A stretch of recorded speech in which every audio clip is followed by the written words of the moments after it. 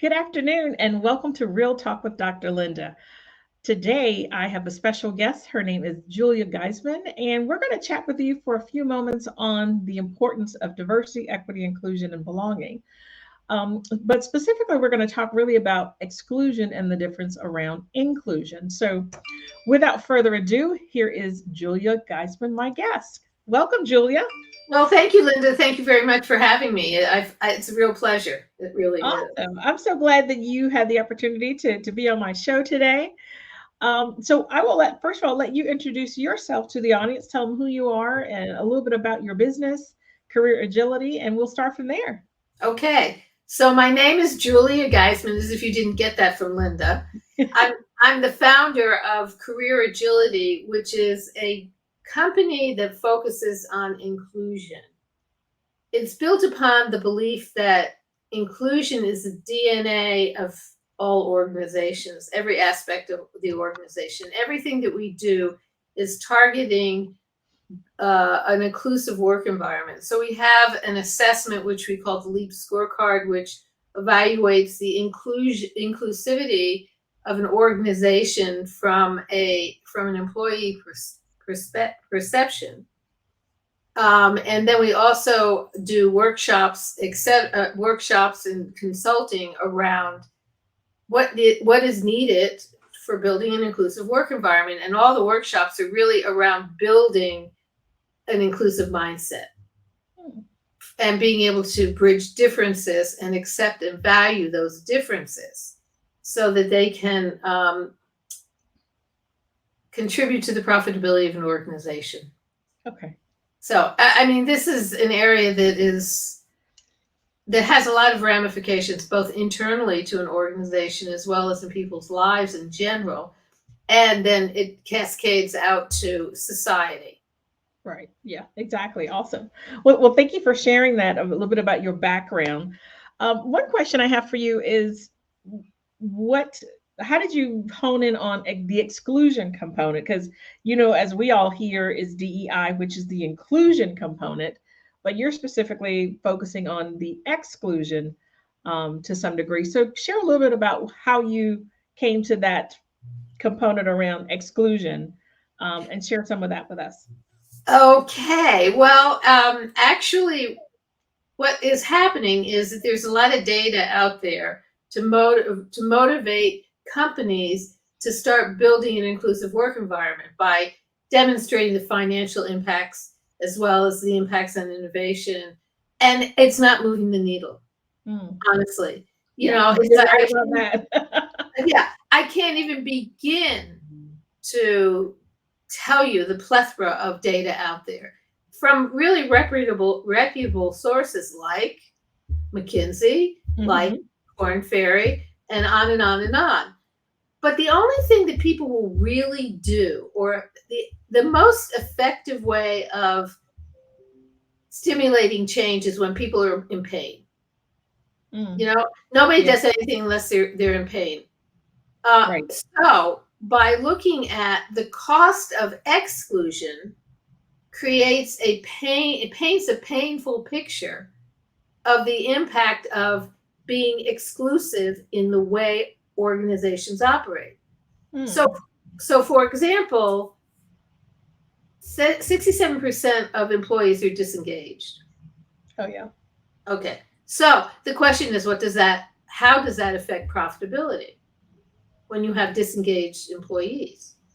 Right. How does that affect retention when people are disengaged? Mm-hmm. So these are the types of things that you start looking at. What's the impact on innovation? Well, companies that are less innovative experience a 20% drop in their profitability, in their innovation, when you compare companies that are within the same quadrant. That's huge. When you start thinking about, people are dispensable. Really? It costs approximately 3 times the base salary of the individual, right? That's leaving. Right, because that intellectual property, that knowledge that they have, you can't put a price tag on that. No, you can't. And also, when they walk out the door, they may take clients with them, exactly, depending on the industry. Right. So there are huge costs in excluding. Mm. That said, there's also another huge cost that is looming on the horizon, which is the new workers, the new people coming into the workplace. You know, the Gen Z. Right. They are the most diverse, and you know all this, I'm sure, Linda. They're the most diverse population that has ever existed in this society. McKinsey did a research study on this, you know, asking the new applicants what's important to them. Hmm. And they found that 37% of the applicants said they won't even bother to apply for a job at a company that is not diverse and is not purpose driven Right. and where they can't see people that look like them. Right. Yeah. And that's different from where we, I mean, I'm a baby boomer, and so that's very different than what, I experienced in previous times. It looks like are you still there, Julia? Looks like I kind of lost you. Not sure what happened with Julia. Maybe she'll be back in a moment. I'm here. Oh, your camera went off. I don't know why. Hold on. But yeah, I was saying that yeah, baby boomers, it's very different than how it is today, where individuals, they went to work because they need a job to pay their bills, and we didn't think about other things that where the Gen Zs or the younger populations think about today. Can you still hear me, Julia? Looks like there's something on from a technical issue with her connection. So maybe she will be back in just a moment. But if there are any questions regarding, diversity in the workplace or inclusion versus exclusion, definitely put it in the comments if you have any questions regarding that. But while we're waiting for Julia, I'll just talk a little bit about one of the things that I'm working on and focusing on more since we're talking about the DEI space. But as a leader, one of the things that's really important is emotional intelligence. And so, for those who may be asking, what is emotional intelligence? Well, it's the ability to perceive emotions. It's how you access your emotions, what generates those emotions as to your thought process.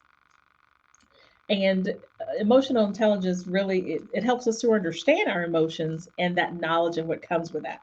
So as a leader in the workplace, you really want to be in touch with your emotions because it makes for a better leader.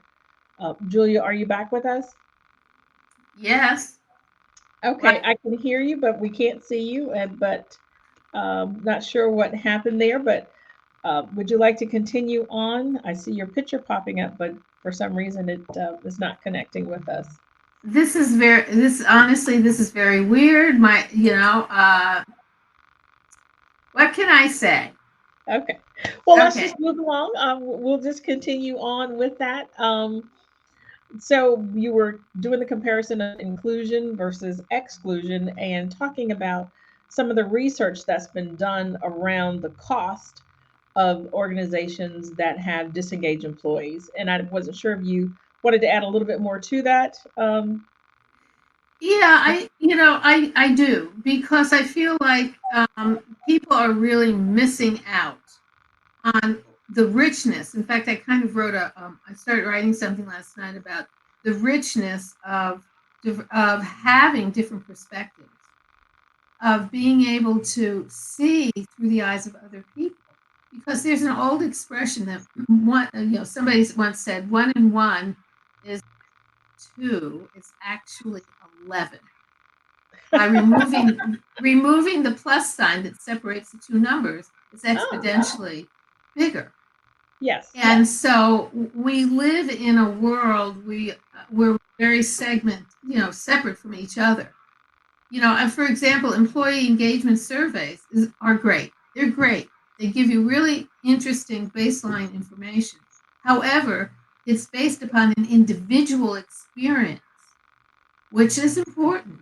but it's Right, not based upon a perception of the whole, right, right. Yes. totality, and it keeps people in their bubble. It does. It does. And when you brought that up with Gallup, I wanted to ask you a question because it's around employee engagement. And one of the questions that I know when I was in corporate, Gallup, the survey always asked the question, do you have a best friend at work? What are Right. your thoughts on that as it relates to inclusion and employee engagement? Well, I think that everybody wants a sense of belonging.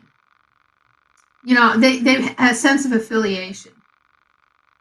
And I think that the whole notion of having friends at work, um, the question is they may be friends at work, but are they friends outside?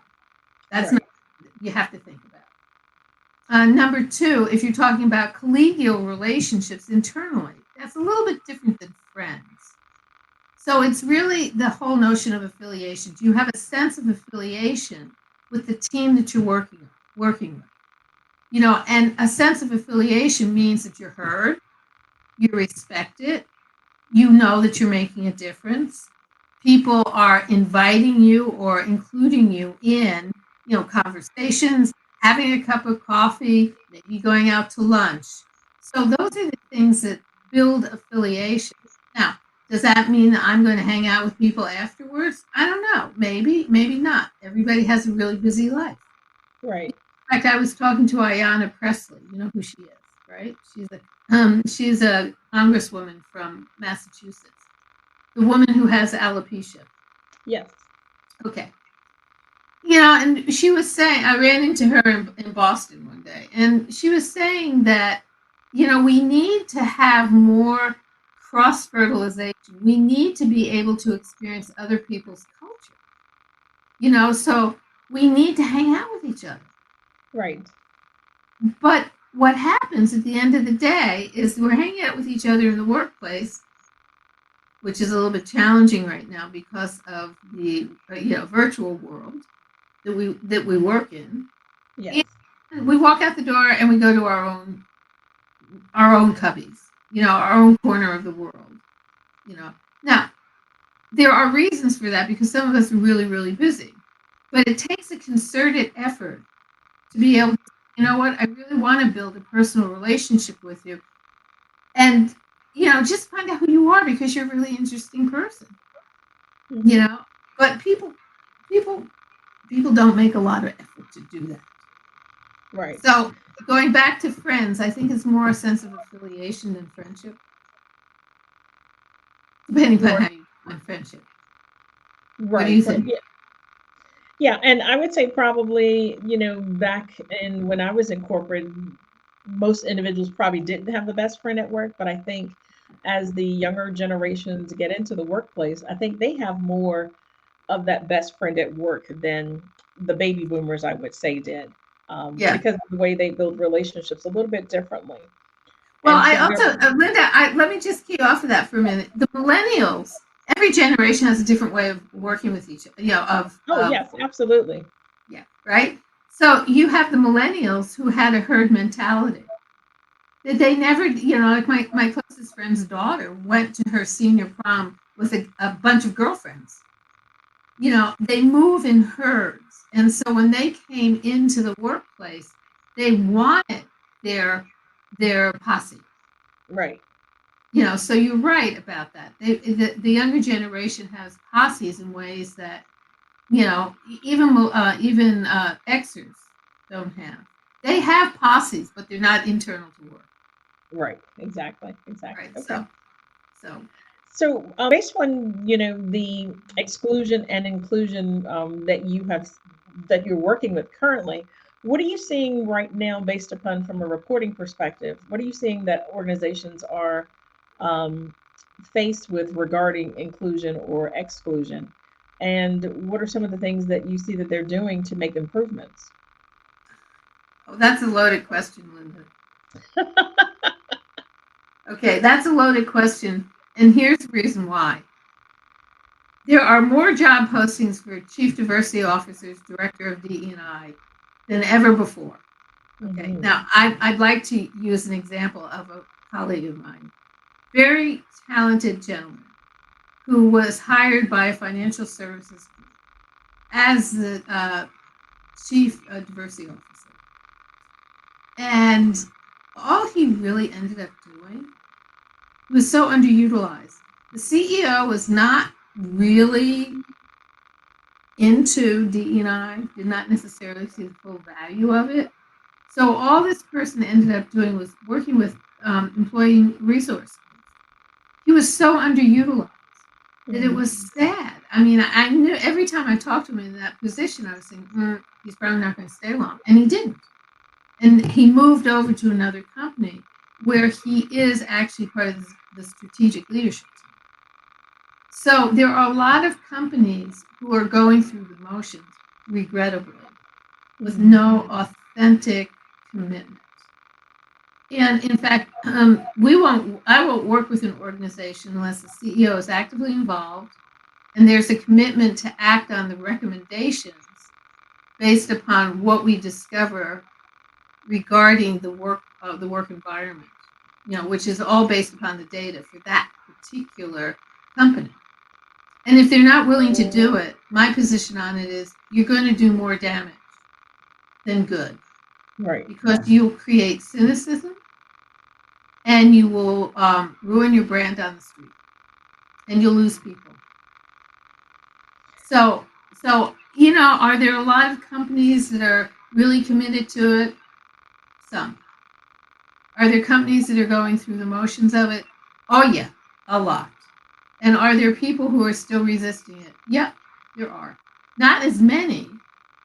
So when I start looking at inclusion, I had, there's low-hanging fruit, companies that really want to do it. There are companies that are being shamed into doing it, that because they're getting bad press. They're motivated to do something because they were in pain. And then there are people who are the late adopters. They will because everybody else is doing it. And that still exists. Yeah. So, am I optimistic? I am a perennial optimist. Well, we all need to be optimistic because I don't see the DI in itself going away at any given point in time. I think that every company, every organization should have it as part of their goals and objectives or somewhere in their strategic plan, so that it is not forgotten and that it's not it doesn't get to the point where it's that checkbox mentality. Until we can change that behavior, um, we'll still continue to see some of the things we see today. Right. And I get concerned when, the reason why I got into inclusion was because headcount is easy. Employee engagement surveys are easy. But inclusion is squishy. It's very difficult to quantify. And so for the last 8 years, I've been saying inclusion is based upon employee perception. Employee perception of the totality of the world in which they live. Mm-hmm. And when you look at all the HR functions within the organization, you begin to realize that they exist in order to create a perception of the company as being a great place to work. But there is no baseline for measuring how employees perceive the entire organization. In order to know, and yes, you can evaluate, in silos, different aspects of HR.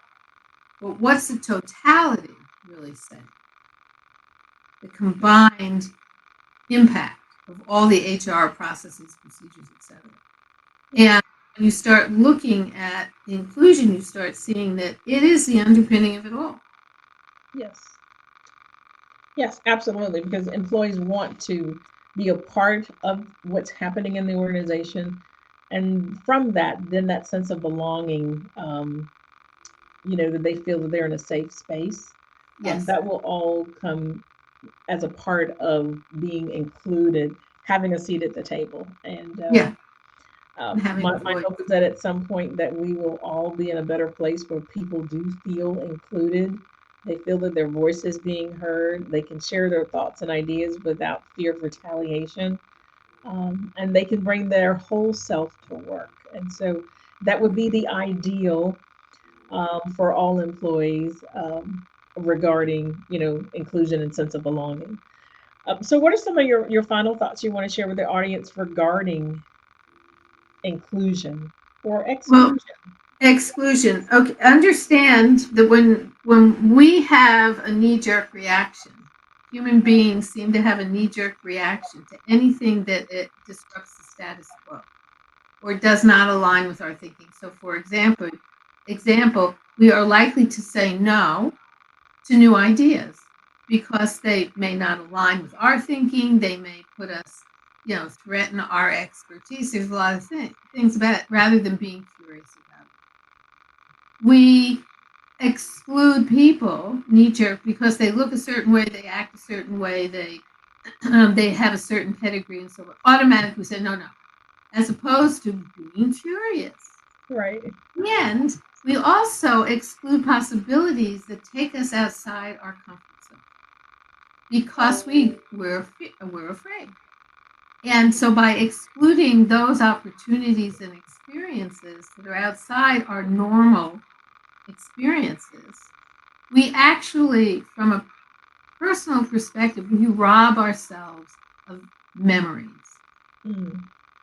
And we also rob ourselves of learning things that will contribute to the value that we bring into the workplace, which is true of interacting with people that don't necessarily look and think like you, interacting with new ideas, and Right. understanding that you don't have all the answers. Yeah. Absolutely awesome. Well, Julia, thank you so much for sharing your insight on exclusion. Thank So, if you. anyone has any additional questions for you, what's the best way for individuals to reach you? You can reach me at Julia.Geisman, Geisman, at career-agility.com. So it's Julia.Geisman at career-agility.com. And I'd be glad to, take a few minutes out and talk about inclusion, see if there are problems, see if there are immediate tweaks that people can do in order to enhance their current work environment and stop the bleed of employees and stop the bleed of profitability. Yes, exactly. Yeah. Because we all know it is very costly for employee disengagement. Yes. I think in 2020, the Gallup research, I believe it was $500 billion, Yeah. which is huge, and that money could be used in other ways to help employees, um, you know, through personal development. Um, so there's a huge opportunity for companies as a whole to do more for their staff and to allow them to feel that they have a seat at the table. So thank you Right. so much for joining me today, Julia. And Thank you. I'm it's so been a sorry about the technical issues. yeah, that's all right. It's live, it's technology, and some days it's our friend, and some days it's not. So we were still able to make sure that we get our point across, and that's the most important thing. So Great. thank you so much for joining me today, and until next Thursday, have a great day. Thank you.